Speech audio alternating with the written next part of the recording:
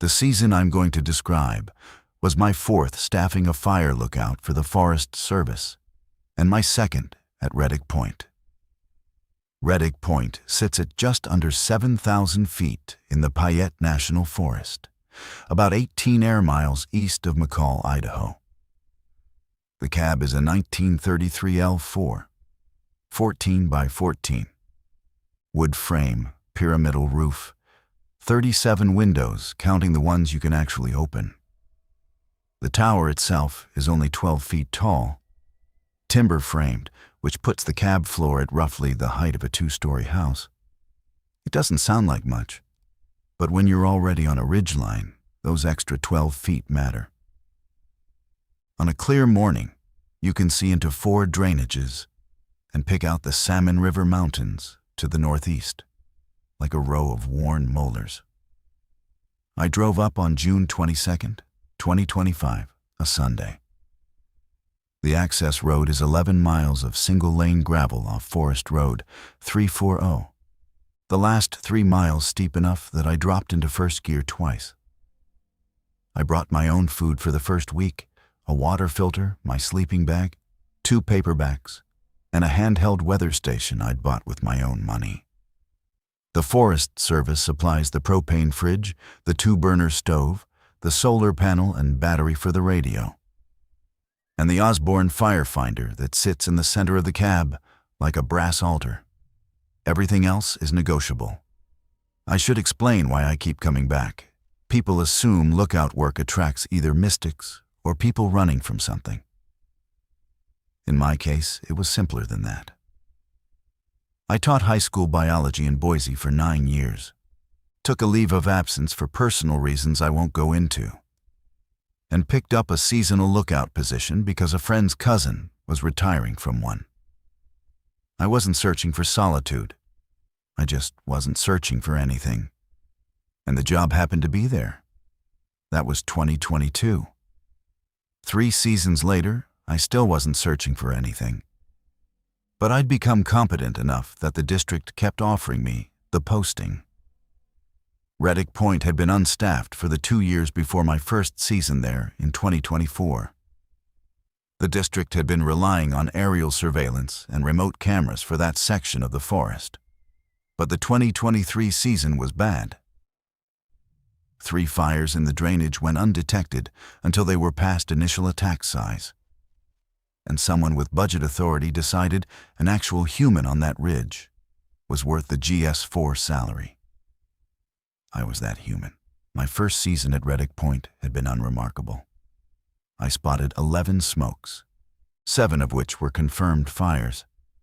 I kept clean weather logs. I replaced a cracked window pane the district had been ignoring for probably a decade.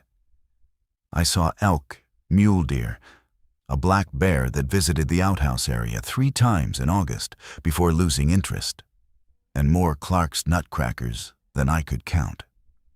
The only unusual thing about the entire summer was the mice. They were everywhere in the cab, in the storage basement, in my food boxes despite the metal containers I used. The district detection aide who brought my supplies every 3 weeks said Reddick Point had always had a mouse problem. I set traps. I caught mice. That was 2024. The 2025 season started identically. I hiked up on the 22nd, aired out the cab, checked the Osborne, tested the radio, confirmed the solar panel was charging, inventoried the propane. 2 bottles, both about 3/4 full from the end of last season. The first thing I did after all that was sweep the mouse droppings. They were extensive.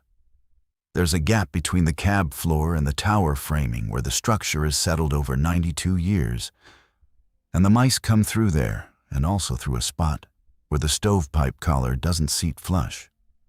I'd caulked both gaps the previous September before closing up. The caulk on the floor gap was intact. The stovepipe collar caulk was intact. The droppings were still everywhere. That bothered me for about 15 minutes. Then I decided the mice had gotten in before the caulk cured or through some other gap I hadn't found. and I swept and moved on. If you find yourself drawn to stories about remote postings, unusual field assignments, and the slow accumulation of details that don't add up the way they should, Ashwarden Horror covers that ground regularly. Subscribing means you won't miss the next one. The first 10 days were routine. I did my 15-minute scans during daylight. I logged weather at 6 a.m., noon, and 6 p.m. I read. I cooked simple meals. I talked on the radio with dispatch in McCall when I had something to report, which for the first week was nothing but weather. The days were warm, low 80s, and the nights dropped into the 40s, which is normal for that elevation in late June. The access road was still passable, and I drove down to my truck at the bottom of the last steep section twice during that period to run the engine and check on things. On my 11th night, July 2nd, I heard something on the tower stairs. Now, let me put that in context, because a fire lookout at night is not a quiet place. The cab sits in wind that doesn't exist at ground level. The windows rattle. The roof panels creak. The guy wires Reddick Point has 4 hum in anything over about 15 miles per hour. And on a gusty night, they produce a sound like someone drawing a bow across a low string. The timber tower frame pops and ticks as temperature changes. Metal fasteners contract. The catwalk grating, which is expanded steel, will vibrate in a way that sounds almost exactly like footsteps if the wind catches it at the right angle. I knew all of this. I'd spent an entire previous season learning the vocabulary of that structure at night. So when I say I heard something on the stairs, I mean I heard something that did not belong to the building's known repertoire. It was a scraping sound. Rhythmic, but not mechanical. Not the regular tick of thermal contraction. It came in clusters of 3 or 4, then paused, then resumed. It sounded like something being dragged upward across wood. The tower stairs at Reddick Point are open-tread wooden steps, 31 of them, with a single landing and a turn halfway up. The handrail is a 2x4 bolted to vertical posts. I lay in my cot and listened. My headlamp was within reach, but I didn't turn it on. The sound continued for what I estimated was 2 minutes, maybe 3. Then it stopped. The wind was light that night. I'd logged 8 miles per hour at my 6 p.m. weather observation, and the cab was relatively quiet. I could hear the guy wires faintly. I could hear a great horned owl somewhere downslope to the west. And then silence where the scraping had been. I got up, turned on my headlamp, opened the cab door that leads onto the catwalk, and looked down. The stairs were empty. The ground around the base of the tower was visible in the beam of my headlamp for about 30 feet in every direction. Nothing was there. The clearing around Reddick Point is maintained. The district brushes it back every few years to reduce fire risk near the structure, so there's maybe 70 feet of open ground between the tower base and the tree line in most directions. I couldn't see anything moving. I went back inside, noted the time 1:37 a.m., and the observation in my personal notebook. Not in the official tower log. I wrote, "Scraping sound on stairs, approximately 1:30 to 1:33. Rhythmic, nothing visible, wind light." I fell back asleep within 20 minutes. In the morning, I checked the stairs. There were no marks on the treads that I could distinguish from the general wear. The handrail had no new scrapes that I could identify. The ground at the base showed no tracks, but the ground there is hard-packed from decades of foot traffic and wouldn't hold a print from anything short of an elk. I assumed it was a porcupine. Porcupines climb. They like wood, especially wood that's been treated or has any salt residue from human hands. The handrail at Reddick Point had been chewed by porcupines at some point in the past. You could see the old gnaw marks on the lower posts. A porcupine climbing the handrail and dragging its tail across the stair treads would produce exactly the kind of clustered scraping I'd heard. I was satisfied with that explanation. 3 nights later, it happened again. Same general time between 1 and 2 a.m. Same scraping pattern, clusters of 3 or 4 with pauses between. This time, I was more awake when it started, and I paid closer attention. The pauses between clusters were regular. Not perfectly timed, but close. Maybe 8 to 10 seconds of scraping, then 4 to 5 seconds of silence, then another 8 to 10 seconds. It had the cadence of something climbing in stages. Reach, grip, pull, pause, reach, grip, pull. I got up faster this time. I was at the door in under a minute from when the sound started. I opened it, stepped onto the catwalk, and pointed my headlamp down. Nothing on the stairs, nothing at the base. But this time, I noticed something. The sound hadn't stopped when I opened the door. It had stopped a few seconds before I opened the door. As if whatever was making it had heard me getting up the cot frame squeaks when I shift my weight. And the floorboards in the cab are not quiet, and had descended or departed before I reached the catwalk. I'm aware of how that sounds. I'm aware that I'm attributing responsiveness to something I never saw. But the sequence was, sound stops.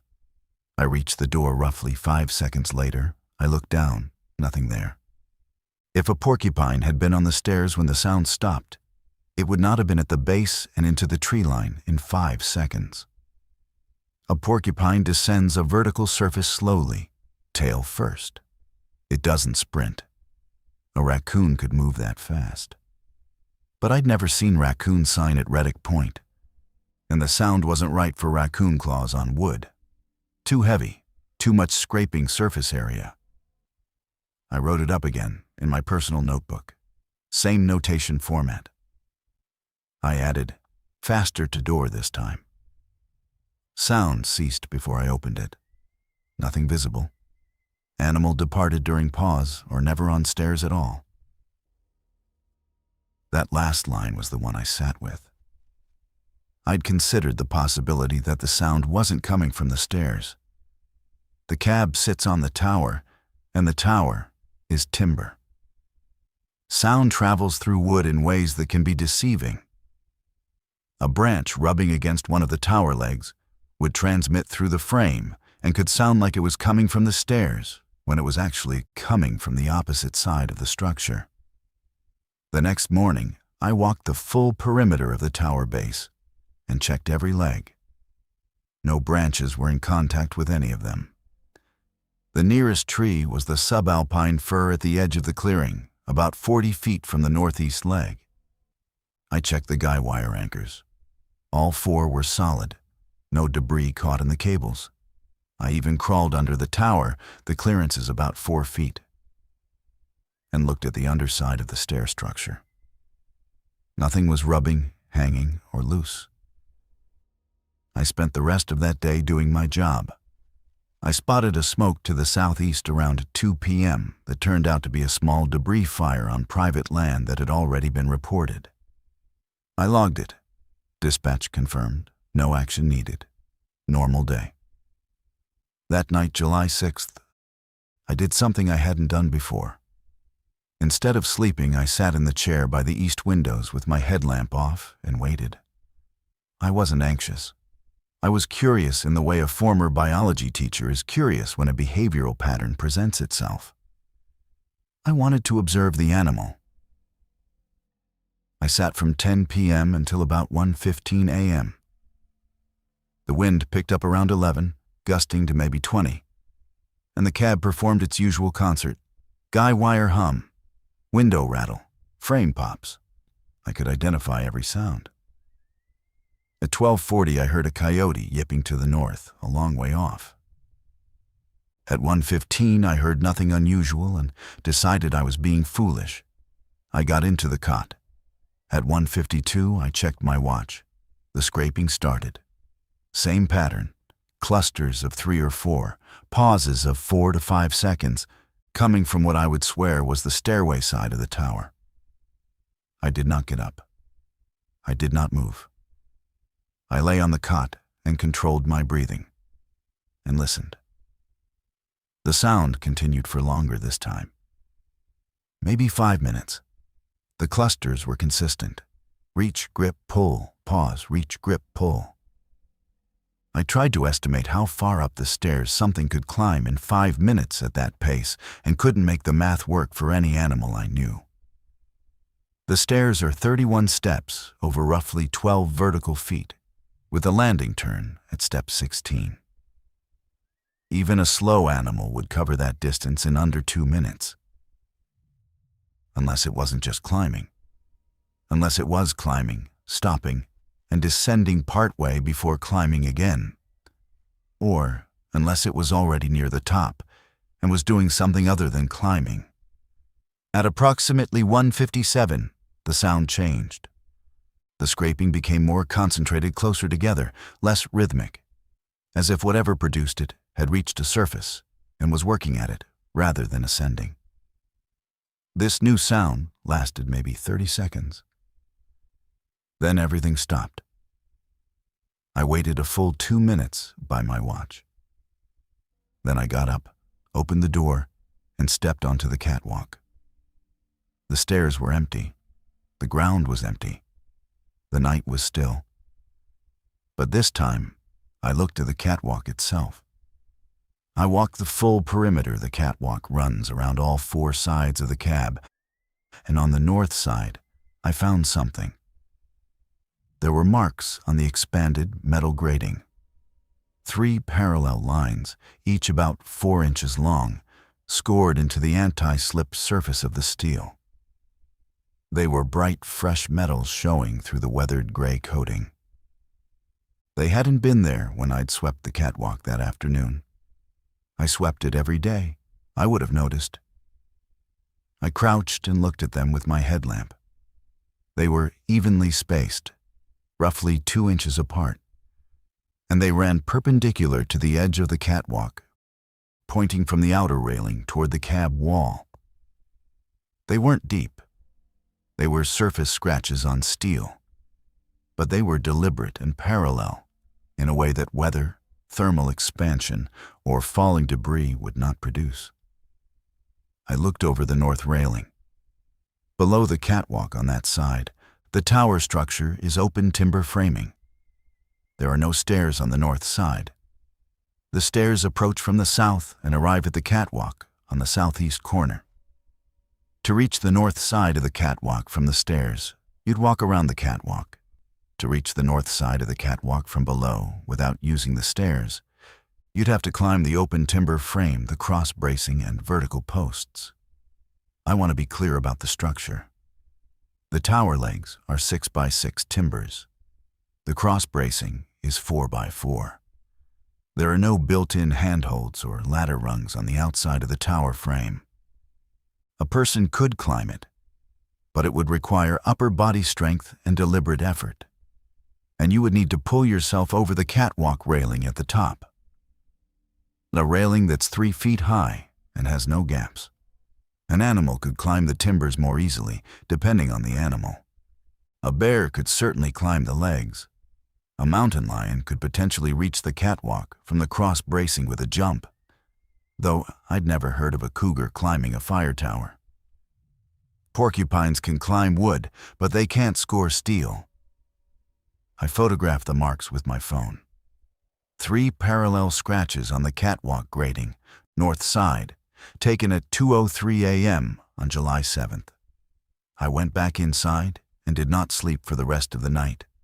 Not from fear exactly, from the feeling of having seen evidence that exceeded my working explanation without offering a replacement. In the morning, I called the district detection aide, a woman named Sharon Cole, who had serviced Reddick Point lookouts for 11 years. She was due for her regular supply run in 4 days. But I asked her a general question when she checked in on the morning radio schedule. Had previous lookout operators at Reddick Point reported animal problems on the tower structure? Sharon said she wasn't aware of any, She said the mice were the main complaint. She said the lookout who'd staffed Reddick Point before me, a man named Dale, whom I'd never met, had only done one season, in 2021, before the tower went unstaffed. She said Dale had been fine, no incidents she recalled, though she noted he hadn't requested a second season. She asked if I needed anything. I told her I'd found some fresh scratches on the catwalk and was wondering if bears had been an issue. She said black bears sometimes investigated tower bases, but she'd never heard of one going up the stairs, let alone climbing the frame. She said it was probably a porcupine and that I should check the handrails for fresh gnawing. I checked. There was no fresh gnawing on the handrails. Over the next week, the sound came 3 more times, always between 1 and 2 a.m. Always the same pattern: clustered scraping, pauses, the sense of stage descent. I did not go out immediately each time. I experimented. One night, I let it go for the full duration without moving. It lasted about 7 minutes and ended on its own. Another night, I coughed loudly from the cot. The sound stopped instantly and did not resume. The third night, I turned on my headlamp inside the cab. The windows would have been visible from outside, and the sound stopped within seconds. Each time, I checked the catwalk in the morning. Twice I found nothing new. Once, after the 7-minute uninterrupted episode, I found 4 more marks on the north catwalk grating. Same character, parallel, evenly spaced, bright, fresh metal, perpendicular to the railing edge. These were on a slightly different section of the grating than the first set, maybe 3 feet further west. I now had 2 sets of marks on the north catwalk, both on the grating surface, both oriented the same way, both fresh since my last sweep. I photographed the second set. I'm a methodical person. 9 years of teaching lab protocols to teenagers will do that. I decided to approach this the way I would have approached an unknown animal sign with my AP biology students. Observe, document, form a testable hypothesis. Design an observation that could distinguish between possibilities. My working hypotheses were: 1. A large animal, bear or cougar, was climbing the timber frame on the north side, reaching the catwalk, and leaving claw marks on the grating before being disturbed by my movements or light and descending the way it came. 2. The marks were unrelated to the nighttime sounds. They were caused by something during the day: a raptor landing on the railing, wind-driven debris, thermal expansion scoring. And I was connecting them to the night sounds because of proximity bias. 3. A person was climbing the tower at night. I didn't like hypothesis 3, and I didn't particularly want to think about it. Reddick Point is 18 miles from the nearest paved road. The access road gets maybe a dozen vehicles a season, mostly Forest Service. There are no trails to the lookout from any popular trailhead. The nearest maintained trail is 6 miles south along the ridge and goes to a different drainage. The idea that someone was driving or hiking to my tower in the middle of the night to climb the timber frame was not impossible, but it was deeply improbable.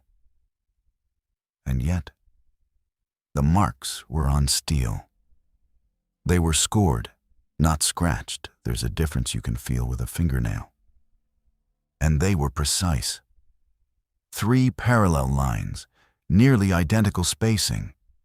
That's not how a bear claw lands on a surface during a scramble. A bear pulling itself over a railing would leave varied, irregular gouges. These looked more like someone had drawn 3 lines with a nail. On July 15th, Sharon drove up with my supplies. I showed her the marks. She crouched on the catwalk and looked at them for a long time without saying anything. Then she stood up and said, "That's not a bear." I asked what she thought it was. She said, "I don't know.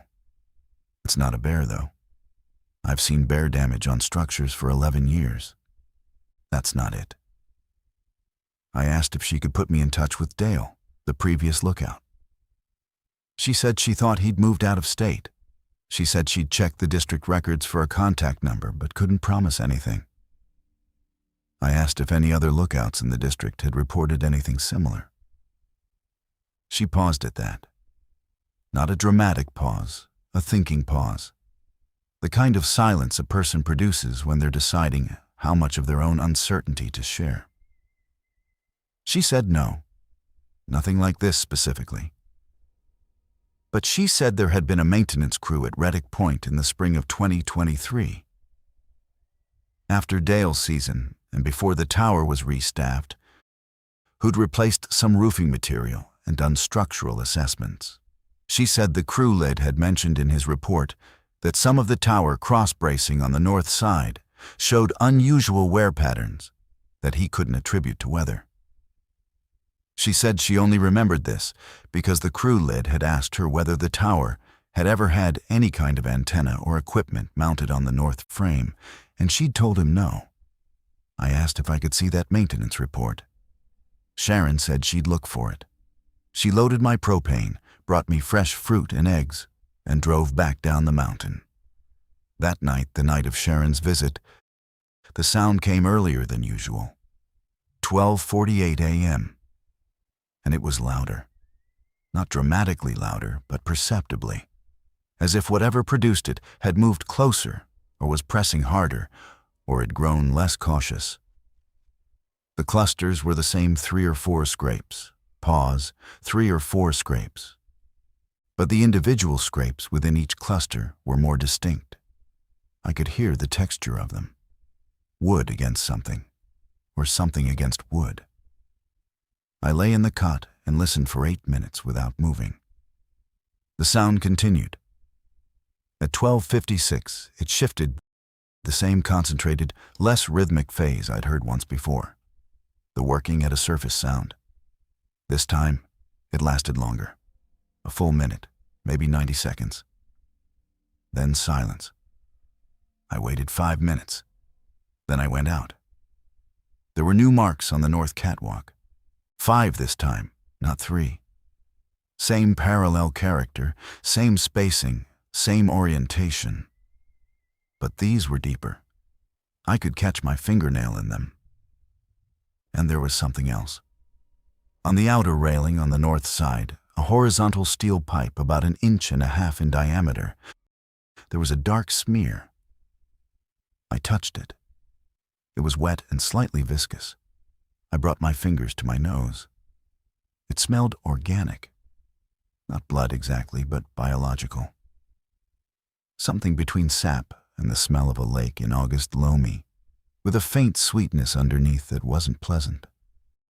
I wiped my fingers on my pants and stood there on the north catwalk in the middle of the night, looking out at 40 miles of dark forest, and felt, for the first time, that I was not dealing with an animal I was going to identify by reading a field guide. Part 2. I didn't sleep after that. I sat in the chair facing north and watched the windows until the sky started to lighten around 5:15. Nothing else happened. No sounds. No movement visible in the clearing or the tree line. By 6 a.m., I was doing my weather observation as though it were any other morning. Temperature 44 degrees. Relative humidity 61%. Wind northwest at 6. Sky clear. I wrote the numbers in the official log, and my hand was steady, and my handwriting was normal. And none of that data captured anything about what had happened 8 hours earlier.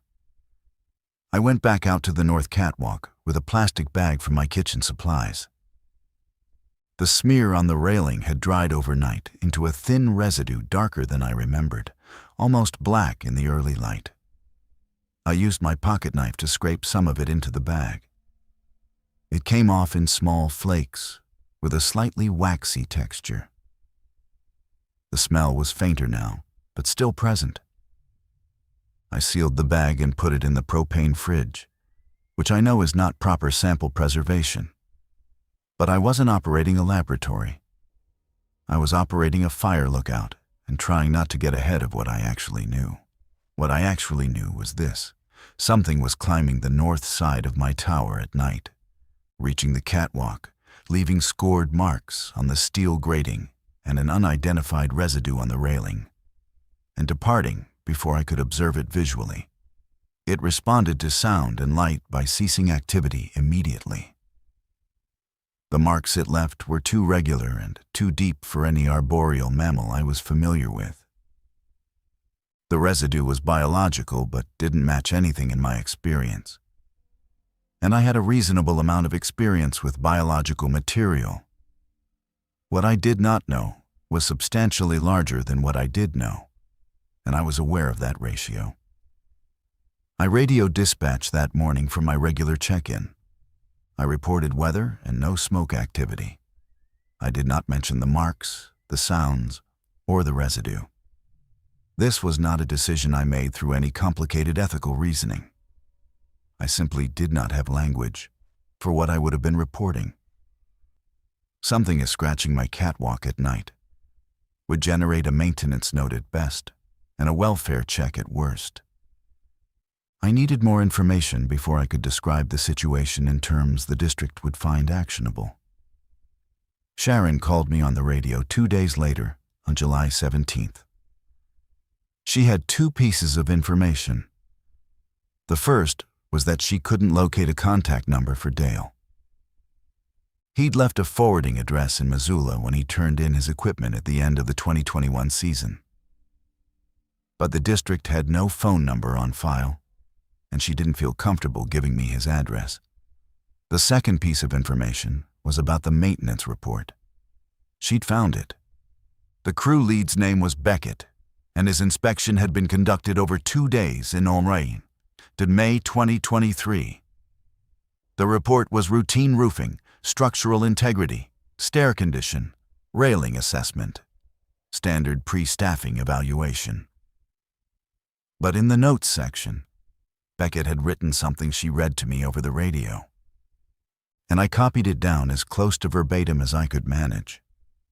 North side cross bracing between legs 3 and 4 shows, linear scoring not consistent with weathering or animal damage. Marks are parallel and appear to originate from the outer face of the brace, inward toward the tower center. Some scoring penetrates 1/8 inch into the wood grain. No hardware or mounting evidence found to explain the marks. Recommend monitoring. That was it. The report didn't elaborate. Beckett had noted the marks, noted that they didn't fit his experience, and recommended monitoring. The district had apparently not monitored anything because the tower went unstaffed for the next 2 seasons. I asked Sharon if Beckett was still with the district. She said he'd retired in early 2024. She said it casually, the way you'd mention any staffing change. I didn't ask for his contact information. Because the constraints from the previous story applied, I wasn't going to track down a retired man to ask him about some scratches. But I noted the date. May 2023, 2 years before my current observations. And Beckett had seen scoring on the wood on the north side that he described as parallel and directional, the same qualities I was seeing on the steel. I spent the rest of that day doing my job and thinking about timelines. Dale staffed Reddick Point for 1 season in 2021. He didn't come back. The tower sat empty through 2022 and 2023. Beckett's crew found unexplained scoring in May 2023. I staffed the tower in 2024. No nighttime sounds, no marks on the catwalk that I noticed. Now, 2025, the sounds had started, and the marks were appearing. The gap year bothered me. If something had been climbing the tower in 2021 during Dale's season, and was still climbing it in 2023 when Beckett found scoring on the timber, why had I heard and seen nothing in 2024? Had it stopped? Had I simply slept through it? Was I hearing the same phenomenon Beckett had documented? Or something different? I went under the tower that afternoon and examined the north cross bracing.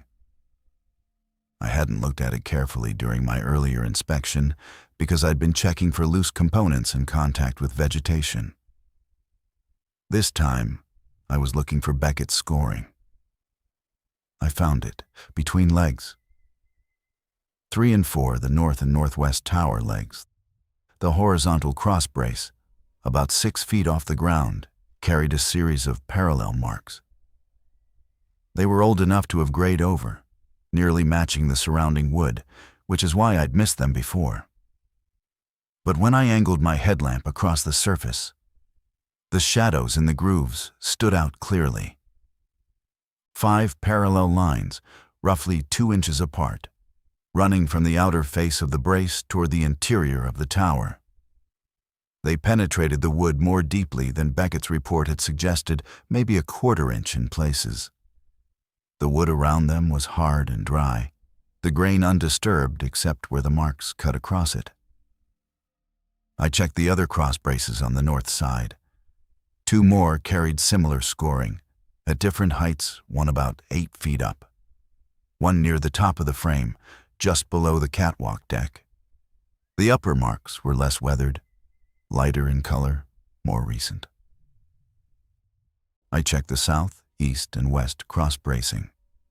Nothing. No scoring, normal weathering, normal wear, a few old bolt holes from equipment that had been removed at some point.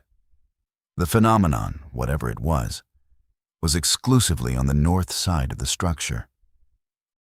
I climbed back up to the cab and sat with my notebook. I made a list of what I had. Nighttime sounds, rhythmic scraping, clustered ascending pattern, responsive to human noise and light. Catwalk marks.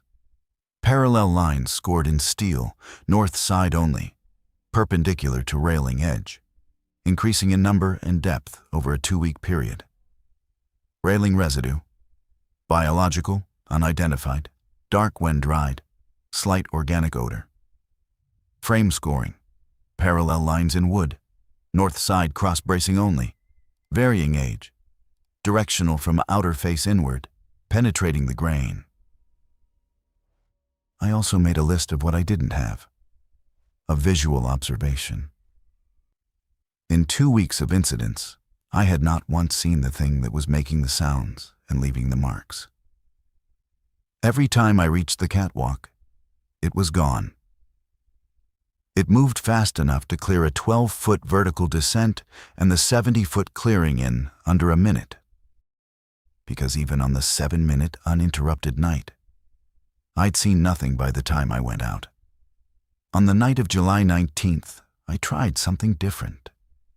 Instead of sleeping in the cot, I positioned myself on the south catwalk, outside the cab, sitting against the wall in the dark.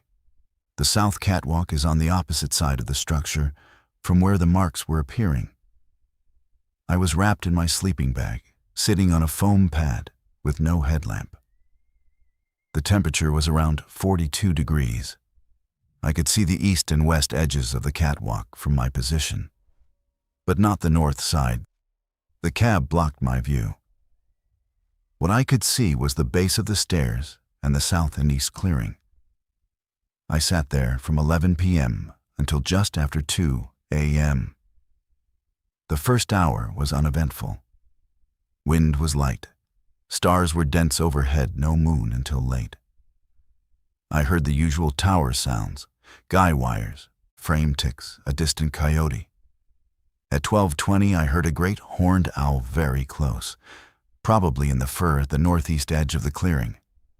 It called 4 times and went silent. At 1:19, I heard the scraping begin. It was coming from the north side of the tower, below the catwalk, not from the stairs. I was certain of that now. The stairs were on the south side, within my field of view, and they were empty. The sound was coming from the timber frame on the opposite side of the cab from where I sat. The clusters were the same. 3 or 4 scrapes, pause, 3 or 4 scrapes. The sound of something ascending wood. But hearing it from outside the cab, with no walls to distort the acoustics, I could tell something I hadn't been able to discern from inside. The scraping had a lateral component. It wasn't purely vertical. It sounded like something was moving diagonally up and to the side with each cluster, traversing the frame rather than climbing straight. I held my breath, and I did not move. I didn't stand. I didn't lean around the corner of the cab. I sat against the south wall and listened. The climbing sound continued for about 4 minutes.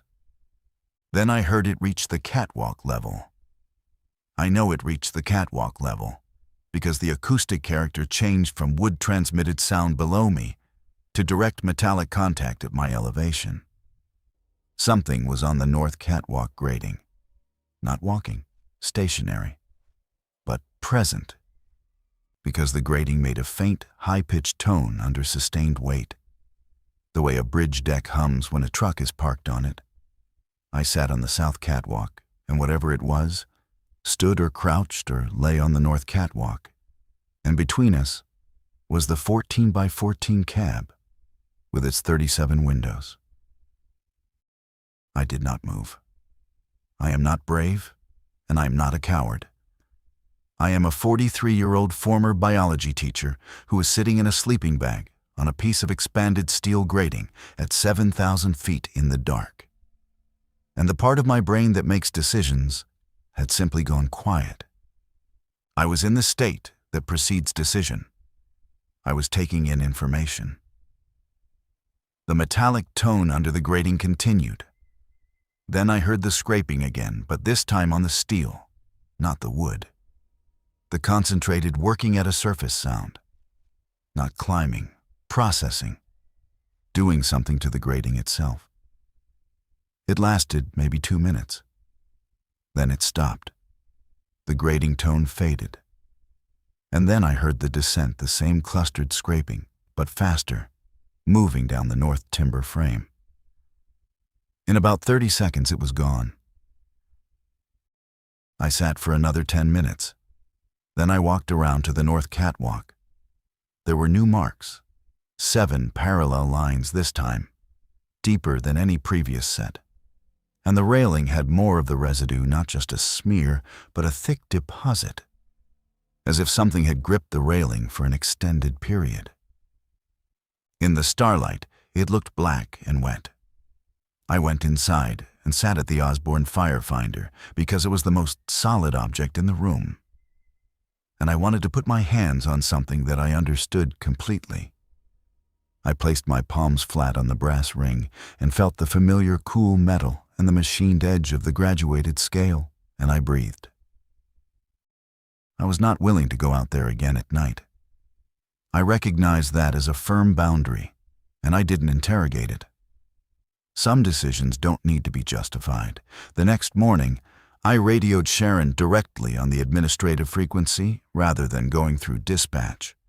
I told her I needed to talk to her in person. She was quiet for a moment, and then said she could drive up the following day. Sharon arrived on July 21st around 10 a.m. She brought a thermos of coffee and a bag of oranges, which was kind of her and which I mentioned because the normalcy of that gesture, someone bringing you fruit, was the most grounding thing that had happened to me in days. I walked her through everything. The sounds, the timing pattern, the response to noise and light, the catwalk marks with their increasing depth, the residue, the frame scoring that matched Beckett's 2023 observations, and my experience on the south catwalk. I showed her my notebook. I showed her the photographs. I showed her the sealed bag of dried residue in the fridge. Sharon listened without interrupting. She looked at the marks on the catwalk. She examined the residue bag without opening it. She went below the tower and looked at the frame scoring I'd identified on the north cross bracing. When she came back up to the cab, she sat in the second chair the lookout at Reddick Point has 2 folding chairs for some reason, and drank her coffee and was quiet for probably 2 full minutes. Then she said something I wasn't expecting. She said, "Can I stay tonight?" I said yes. I didn't ask why. question carried its own answer. She wanted to hear it. We spent the day working normally. I did my scans. Sharon helped me clean the cab windows, which was overdue. We ate lunch. We talked about ordinary things, her daughter's softball season, a road washout on Forest Road 340 that would need grading before fall, the new dispatch supervisor in McCall, who was apparently reorganizing the filing system in a way no one liked. It was the most conversation I'd had in a month, and it felt good. As the sun went down, I explained my observations about timing. The sounds had never started before 12:30 a.m. They always came from the north side. They responded instantly to human-generated sound or light. I told her what I wanted to try. Both of us sitting on the south catwalk in the dark, silent, from midnight until it either happened or didn't. Sharon agreed. She said she'd brought her sleeping bag. We positioned ourselves side by side against the south cab wall at 11:45 p.m. The night was clear. No wind to speak of. Temperature dropping through the mid-40s. The tower was as quiet as I'd ever heard it, barely a hum from the guy wires, no frame sounds, just the enormous silence of central Idaho after dark. At 1:22 a.m., it started. I felt Sharon's arm tense against mine. She heard it. The same clustered scraping, wood against something hard, coming from the north side of the tower below us. The ascending pattern. Reach, grip, pull, pause, reach, grip, pull. We sat and listened. It continued for about 3 minutes. Then the acoustics shift from wood to steel, from below to level with us. Something was on the north catwalk. The grating tone was there, that faint hum of static weight on expanded metal. And then the working sound, concentrated scraping on the steel surface. Sharon reached over and gripped my forearm, not in panic, in emphasis. She was telling me she heard everything I'd described, and it was exactly as I'd described it. We sat there for what my watch later told me was 4 minutes. The working sound continued, with brief pauses, on the north side of the structure. We were separated from whatever was making it by the width of the cab, 14 feet and a wall of glass windows. If I had stood and looked through the north-facing windows, I might have been able to see the catwalk on the other side. I might have seen what was on it. I did not stand. Neither did Sharon. This was not discussed or agreed upon.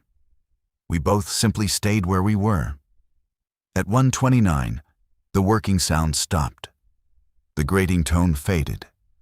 The descent was rapid, a quick series of scrapes moving down through the timber frame, then silence. 30 seconds, maybe less, from the catwalk to the ground. We waited 10 minutes by my watch. Then we both stood, stiff from the cold and the stillness, and walked around to the north catwalk. 9 parallel marks deeply scored into the grating. A heavy deposit of the residue on the top railing, still wet. And this time, something new. A deposit of the same substance on the outside face of the cab wall, between 2 windows. A vertical smear, about 18 inches long, as if something had leaned against the building while it worked on the grating. Sharon touched the wall smear with one finger. She brought it to her nose, then pulled it away quickly. She wiped her finger on her jeans and looked at me and said quietly, "That's not an animal." I asked her what she meant. She said, "I don't know what I mean, but I've been around wildlife in these mountains for 11 years, and I've dressed elk, and I've cleaned bear out of dumpsters, and I've handled dead porcupines on the road. Nothing I've ever encountered smells like that." I agreed with her. The smell was unique. Not rot, not musk, not scat, not blood. Something adjacent to biological, but not identifiable as any product of any animal I knew. We went inside. Sharon sat at the table and was quiet for a long time. Then she said, "I'm going to ask you a straight question, and I want a straight answer." I said, "Okay." "Do you feel safe here?" I considered it honestly. "During the day, yes. At night, I don't know anymore." She nodded. "Here's what I can do. I can note in my service report that the lookout has a recurring wildlife issue requiring nighttime monitoring. That'll be enough to authorize you to relocate to the ground-level storage cabin on nights when the activity is occurring. You'd still staff the tower during the day. You'd just sleep at ground level." The storage cabin was a small log structure about 100 yards south of the tower base. It had a door with a lock and no windows. It was used for extra propane and maintenance supplies. It had a plywood floor and room for a cot. I told her that wouldn't solve the problem. Whatever was climbing the tower would still climb the tower, whether I was in the cab or not. She said, "I know, but it would solve the problem of you being 12 feet in the air in a glass room when it gets up there." I took her point. Sharon left the next morning. Before she drove away, she stood in the clearing and looked up at the tower for a long time. I was already in the cab, starting my first scan. She didn't wave. She just stood there with her hands in her jacket pockets, studying the structure as if she were seeing it for the first time. For the next 6 nights, I slept in the storage cabin. I kept the tower cab operational during the day scans, weather observations, radio check-ins. At dusk, I moved my sleeping bag to the cabin and locked myself in. In the morning, I returned to the tower and checked the catwalk. Every morning, there were new marks on the north grating. Every morning, there was fresh residue on the railing and sometimes on the cab wall. The activity was not diminishing. If anything, the marks were getting deeper and more numerous. By the end of July, the north side of the catwalk grating had been scored so heavily in places that the anti-slip surface was gone, leaving smooth, bright steel. I also noticed something I hadn't before, because I'd never been looking at the tower from the outside in early morning light. The north face of the cab wall, the wood siding between and below the windows, was developing a patina, a dark discoloration that wasn't paint failure or water damage. It was residue. The same substance I'd collected from the railing, but distributed over a larger area, as if something had been pressing against the wall repeatedly over many nights. The discoloration was concentrated between the 2 windows nearest the northwest corner of the cab. I started sleeping in the storage cabin. With my window cracked, the cabin didn't have windows. But the door had a gap at the top where the frame had warped. Through that gap, on calm nights, I could hear the tower. On the night of August 1st, I heard the scraping clearly from 100 yards away. It went on for a long time, longer than any episode I'd logged from inside the cab. I lay on the cot in the dark cabin and listened to something work on my tower for what felt like 20 minutes, though I didn't check my watch. At one point during that episode, I heard something I'd never heard before, a sound that wasn't scraping. It was lower, more sustained, almost tonal. Not a voice, I want to be precise about that. It was not a vocalization, as I understand the term.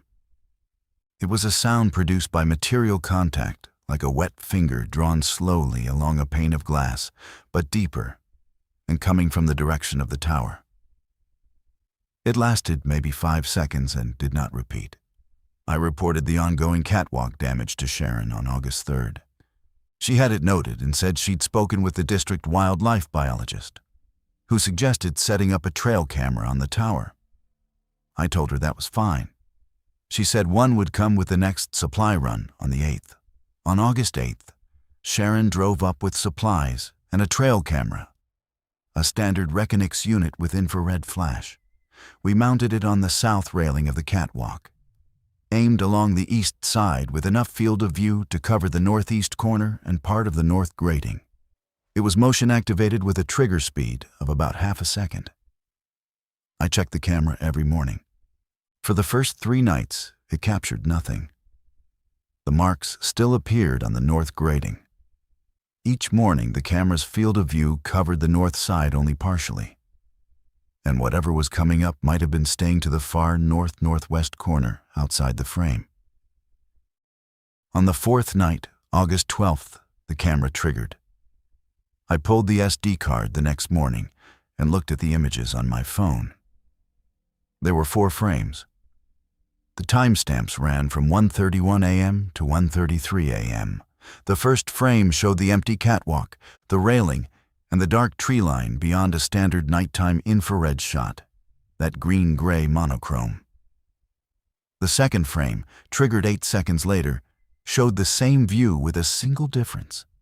On the edge of the railing, at the far right of the image, something was visible. A shape extending above the railing line. It was blurred. The object had been moving when the shutter fired, but it was solid, and it was there. It rose above the railing by maybe 2 feet, which would put the top of whatever it was at about 5 feet above the catwalk deck. The third frame, 9 seconds after the second, was empty. The fourth frame, 12 seconds later, was also empty. Whatever had triggered the second frame had been on the catwalk edge for less than 9 seconds. I enlarged the second image as much as my phone's screen allowed. The shape was indistinct. I could tell it was darker than the background sky, that it had vertical extent, and that its edges were irregular, not a clean silhouette like a post or a branch, but textured. I could not determine if it was an animal, a person, or something else. The image was too blurred, and the resolution at that distance and angle was insufficient. I saved the images to my phone and put the SD card back in the camera. That night, I moved the camera to a different position mounted on the cab wall on the east side, aimed directly across the north catwalk from a closer range. The next morning, the camera had been knocked from its mount. I found it on the catwalk grating below where I'd attached it, face down. The mounting strap was intact, but the bracket I'd screwed into the wood siding had been pulled free. The screw holes in the wood were clean, the screws hadn't failed. They'd been extracted. The camera was undamaged, and the SD card contained a single triggered frame. A close-up of the catwalk grating surface, taken as the camera fell. I did not remount the camera. On August 15th, Sharon came up for what was supposed to be a routine supply run. She found me sitting in the storage cabin at 9 in the morning instead of in the tower. I'd done my 6 a.m. weather observation and my first scan and then come down. I told her about the camera. I showed her the one usable image, the blurred shape above the railing. She looked at it for a long time. Then she looked at me and said, "I think we should get someone else up here." I agreed with her, but not for the reason she was implying. She was thinking about my safety and my mental state. I was thinking about witnesses. I'd been the only observer for nearly 7 weeks. I had my notebook, my photographs, a bag of dried residue in a propane fridge, and one blurred infrared image. I wanted someone else to see the marks, to smell the residue, to hear the sound. Sharon made a call on her cell phone. Reception at Reddick Point is marginal but possible if you stand on the south catwalk and face McCall, and 2 days later, a man named Paul Ota drove up the access road. Paul was not a specialist. He was not a biologist or an investigator. He was a fire prevention technician based out of the McCall district office who had volunteered for a week of lookout relief duty so that I could take a break. He was 51, had worked for the Forest Service for 23 years in various capacities, and had staffed a lookout himself once, briefly, in the early 2000s. He was calm, practical, and incurious in the way that experienced field people sometimes are not unintelligent, just focused on the task at hand. Sharon had told him about the animal issue. She had not, I learned later, told him what the animal issue actually entailed. I spent a full day with Paul going over the tower operations, Osborne procedures, radio schedules, weather logging, scan patterns. He knew most of it already. Then I walked him through the other situation. I showed him the catwalk marks, which by then were extensive enough that the north grating looked like it had been worked with a wire brush. I showed him the wall discoloration. I showed him the frame scoring beneath the tower. I let him smell the residue bag. He pulled his head back from the bag and said, "What is that?" I said I didn't know. He stood on the north catwalk and looked at the marks for a while, and then looked out at the tree line and said, "Sharon told me it was a bear." I said Sharon knew it wasn't a bear. He nodded slowly. "Yeah," he said, "I can see that." I told him about the sound, the timing, the behavioral pattern, the responsiveness to noise and light. I told him about my night on the south catwalk with Sharon. I told him about the camera. I told him everything I had. Paul listened to all of it and then said, "And you want me to stay in the cab at night?" I said no. I told him about the storage cabin. I told him he could sleep there and check the catwalk each morning, the same way I'd been doing. I told him the most useful thing he could do was simply confirm that the marks continued to appear while I was off the mountain. That would eliminate the possibility, however small, that I was somehow producing them myself. That I was sleepwalking or losing time, or that my perceptions had become unreliable. Paul gave me a look when I said that. Not suspicion, something more like recognition. He said, "You've been up here alone for 2 months. That's a reasonable thing to want to rule out." I drove down the mountain that afternoon and spent 4 days in McCall. I slept in a motel. I ate at restaurants. I returned library books I'd finished in June. I did not talk to anyone about Reddick Point. On the 3rd day, I drove to a hardware store and bought a digital caliper, a tape measure, and a set of dental picks, because I wanted to measure the groove dimensions of the marks precisely and take samples of the residue from the grooves, where it might have been protected from weathering. When I drove back up on August 21st, Paul was sitting in the cab with the Osborne map spread on the table and a cup of coffee going cold beside him. He looked the same as when I'd left. Calm, practical. He did his handoff, 3 smokes spotted, 2 confirmed, weather logs complete, no equipment issues. Then he said, "It came every night." I sat down. "Every night," he repeated. "Right around 1:30. I slept in the cabin like you said. Heard it from down there. The scraping. And that other sound you mentioned, the one that isn't scraping. I heard that twice." He meant the tonal sound, the sustained, low contact sound. "I check the catwalk every morning," he said. "New marks every morning. I photographed them." He showed me his phone. The photographs matched what I'd been seeing: fresh parallel scoring on the north grating, residue on the railing. Then he showed me one more photograph. It was taken from inside the cab, at night, through the north-facing windows. The image was dark and grainy. A phone camera at night through glass doesn't produce much. But pressed against the outside of the window, illuminated faintly by the camera flash reflecting off the glass, was a shape. It was a hand, not a human hand. The proportions were wrong. The fingers were too long relative to the palm, and there were only 4 of them. And they were slightly curved in a way that suggested they didn't straighten fully. The surface visible in the flash reflection was dark and had a texture that I can only describe as layered, like bark or horn. It was pressed flat against the glass.